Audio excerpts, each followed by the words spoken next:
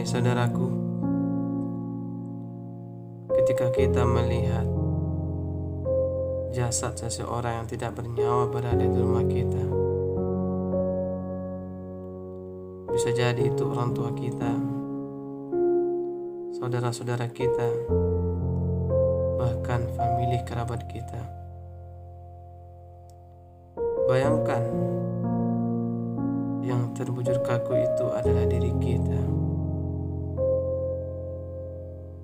Yang pada hari kemarinnya kita masih sempat berjalan dengan teman-teman kita.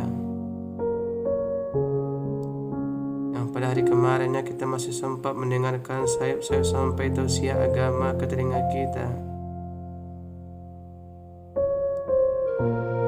Yang pada hari kemarinnya kita masih sempat bercanda tawa dengan teman-teman kita di kantor. Bahkan yang pada hari kemarin kita masih sempat berkumpul dengan anak dan istri kita di rumah. Tapi sekarang jasad kita telah terbujur kaku dalam keadaan tidak bernyawa.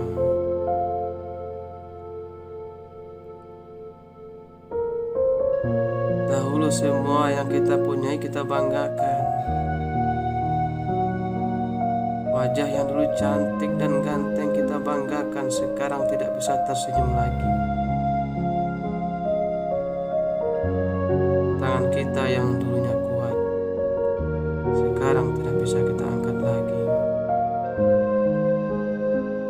Pikiran kita yang dulunya cerdas tapi sekarang tidak berfungsi lagi. Kaki kita yang dulunya lincah sekarang tidak bisa kita gerakkan lagi.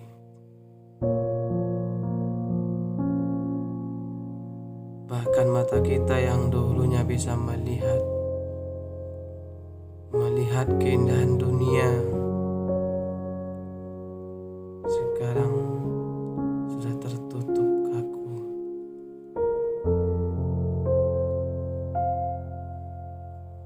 Jasad kita terbaring di atas dipan.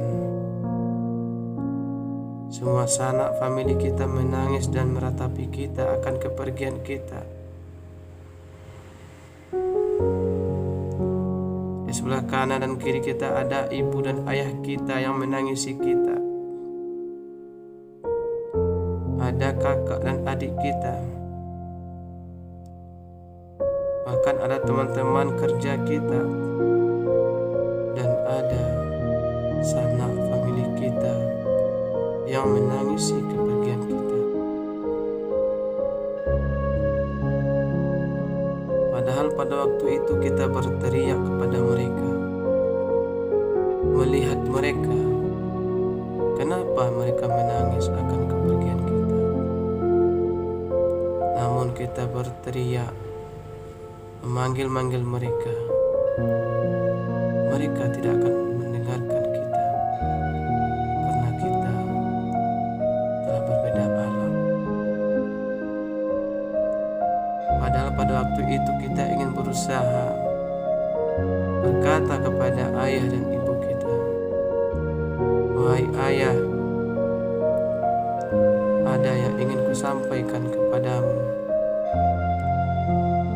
Aku ingin banyak-banyak mengajakmu berbicara, wahai ayah. Aku ingin banyak-banyak mengajakmu bercanda tawa, wahai ayah." Kemudian kita berkata kepada ibu kita, "Wahai ibu, aku ingin mengucapkan kepadamu, wahai ibu, betapa menyesalnya telah banyak membantah perkataanmu dan menyinggung perasaanmu, wahai ibu.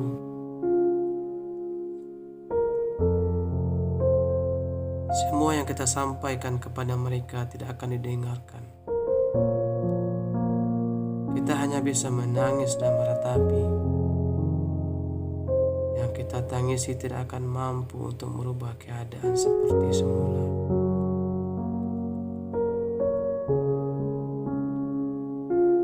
Kemudian perlahan-lahan jasad kita dimandikan dan dikafani oleh anak dan istri kita serta famili kita. Kita melihat dan merasa kagu, kenapa aku dibungkus dengan kain kafan, wahai ibu dan ayah? Wahai anak-anakku, kenapa engkau biarkan saja ayah tertutup dengan kain kafan? Ayah ingin bernafas, nak. Wahai teman-temanku, kenapa engkau biarkan aja aku terbungkus dengan kain kafan yang tertutup rapi? Aku ingin melihatmu. Kita berteriak, namun teriak kita tidak akan didengarkan oleh saudara kita. Kemudian kita diusung dan dimasukkan ke dalam keranda dan dibawa keluar rumah. Semua orang melihat kita dan mendengarkan tausiah dari Al-Ustadz yang sedang menyampaikan pesan-pesan atas meninggalnya kita. Setelah mereka selesai menyampaikan tausiah, mereka akan bersiap membawa jasad kita yang sedang berada di dalam keranda untuk membawa ke masjid. Jasad kita dibawa ke masjid untuk disolatkan, karena ini solat terakhir kita.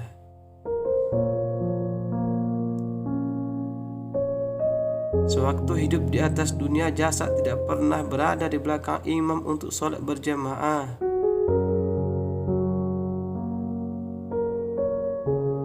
Selama hidup di atas dunia, adanya panggilan azan sampai ke telinga kita, kita cuek, bahkan acuh saja. Sekarang tibalah saatnya. Sanggup atau tidaknya kita, mau atau tidak maunya kita, mesti harus berada di depan imam untuk disolatkan secara berjamaah.